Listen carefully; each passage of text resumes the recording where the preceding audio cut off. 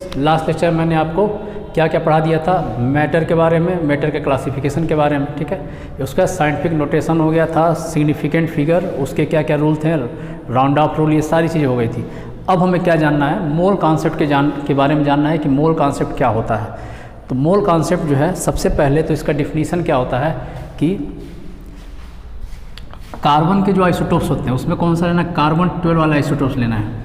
तो carbon 12 isotopes का हम कितना ले लेंगे, अगर 12 ग्राम ले लिए, ठीक है। इसका डिफिनीसन क्या है कि कार्बन 12 के अगर हम कितना ले, 12 ग्राम ले लें, तो उसमें कार्बन 12 के जितने भी एटम होंगे, टोटल नंबर ऑफ एटम, उसी को क्या कहते हैं, मोल कहते हैं, ठीक है। तो मोल का डिफिनीसन क्या है, तो मोल कॉन्सेप्ट का डिफिनीसन क्या होता है कि a mole is the amount of the substance, किसी भी सब्सटेंस का वो अमाउंट है जिसमें क्या होता है, that contain as many atoms in exactly 12 gram of carbon 12 isotopes, ठीक है। कार्बन 12 आइसोटोप्स के जो हैं अगर 12 ग्राम ले लें तो इसमें जो टोटल नंबर ऑफ एटम होंगे, टोटल नंबर ऑफ एटम होंगे, किसके एटम, इसी कार्बन 12 के ही जितने भी एटम होंगे उसी एटम को क्या बोलते हैं, उसी की संख्या को, उसके नंबर्स को क्या बोलते हैं, मोल बोलते हैं, ठीक है। और जब इसे देखा गया कि कितने नंबर्स थे तो ये आया कि पूरा अगर 12 ग्राम कार्बन ले लेते हैं, कार्बन 12 का अगर कितना 12 ग्राम लेते हैं तो उसमें कार्बन 12 के जो नंबर ऑफ एटम थे कितने आ रहे थे, 6.006.022 इंटू 10⁻23 इतने एटम आते थे, ठीक है।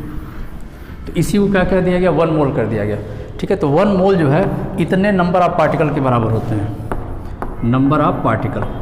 तो कोई भी पार्टिकल ले लें, अगर उसके नंबर इतना है तो उसे क्या कहेंगे, 1 मोल कहेंगे। जैसे कि डजन होता है, एग्जांपल बताते हैं, जैसे 1 डजन होगा तो 1 डजन मतलब कितना होता है, 12 होता है।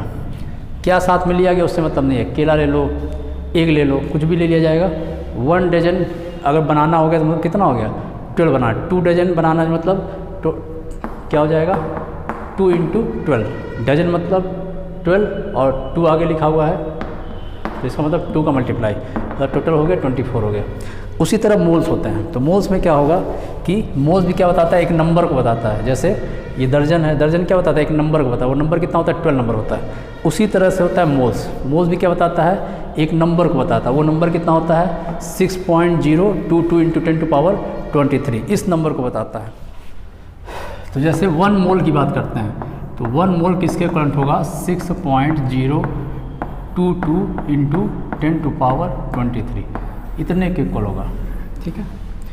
अब मोल निकालने के कुछ फार्मूलेस होते हैं। फार्मूला क्या होता है मोल्स निकालने का, तो 3 फार्मूले हमें पढ़ने हैं। पहला फार्मूला है मोल इक्वल टू, सबसे ऊपर लिखेंगे नंबर ऑफ पार्टिकल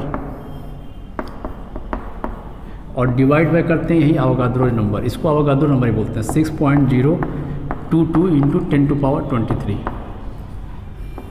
ठीक है। एक फार्मूला तो ये होगा। सेकंड फार्मूला क्या होता है, अभी फ़िलहाल 2 फार्मूला बताएंगे, नेक्स्ट फार्मूला जो है अगले लेक्चर में बताया जाएगा, ठीक है। अभी 2 फार्मूला पे आप लोग क्वेश्चन सॉल्व कराएंगे, ठीक है। तो सेकंड फार्मूला होता है, लिखते हैं given mass divide by molar मास, ये होता है सेकंड फार्मूला। अब इन 2 फार्मूले पे आज आपको क्वेश्चन कराते हैं, ठीक है। और उसके बाद इसका जो तीसरा फार्मूला है उस पर क्वेश्चन नेक्स्ट टाइम आपको उस पर क्वेश्चन कराएंगे। तो देखते हैं इस पर किस तरीके से क्वेश्चन पूछा जाता है, ठीक है। तो क्वेश्चन जानने के पहले हमें एक चीज़ और जानना है एटॉमिक नंबर के बारे में। जैसे हाइड्रोजन है तो इसका एटॉमिक नंबर होता है 1, कार्बन का होता है 12, नाइट्रोजन का होता है 14, ऑक्सीजन का होता है 16, ठीक है। सोडियम का अगर लेते तो होता है 23 होता है, मैग्नीशियम का 24। इस तरीके से बहुत सारे एटॉमिक नंबर्स होते हैं।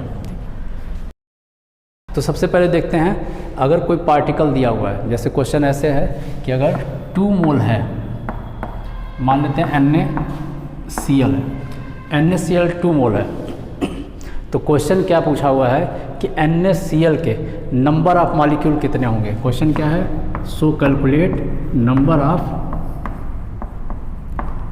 मॉलिक्यूल्स ऑफ NaCl, ये कितना होगा, ये गिवन दिया हुआ है, ठीक है। तो कैसे करेंगे, नंबर ऑफ मॉलिक्यूल। अब यहाँ जो पार्टिकल लिखा हुआ है, इस पार्टिकल का मतलब क्या हो सकता है, एटम से हो सकता है कि वो एटम भी हो सकते हैं, आयंस भी हो सकते हैं और क्या हो सकते हैं, मॉलिक्यूल भी हो सकते हैं। तो यहाँ मालिक्यूल की बात कर रहा है, टोटल ये क्या है, एक मालिक्यूल है। तो इसका अगर हमको टोटल नंबर ऑफ मालिक्यूल निकालना हो तो कैसे निकालेंगे, इसी फार्मूले को यूज करेंगे, mole equal to number of particle divide by 6.022 into 10⁻23। अब यहाँ हमें क्या है पता है, मोल की वैल्यू पता है, मोल कितना क्वेश्चन में दिया, 2 दिया हुआ है, तो मोल की जगह क्या रख देंगे, 2 रख देंगे, इक्वल टू ऊपर क्या लिखना है, नंबर ऑफ पार्टिकल। तो यहाँ पे पार्टिकल सेंस क्या है, मालिक्यूल से है, तो नंबर ऑफ मालिक्यूल लिख सकते हैं, और कौन सा मालिक्यूल है, NaCl, और डिवाइड बाई 6.022 इंटू 10⁻23। अब ये इक्वल के जब इधर जाएगा तो ये क्या होगा, इसमें जाके मल्टीप्लाई हो जाएगा, तो नंबर ऑफ NaCl मालिक्यूल कितना हो जाएगा, वो हो जाएगा 2 इंटू 6.022 इंटू 10⁻23। इस तरीके से क्या होगा, नंबर ऑफ मालिक्यूल निकल के आ जाएगा, ठीक है।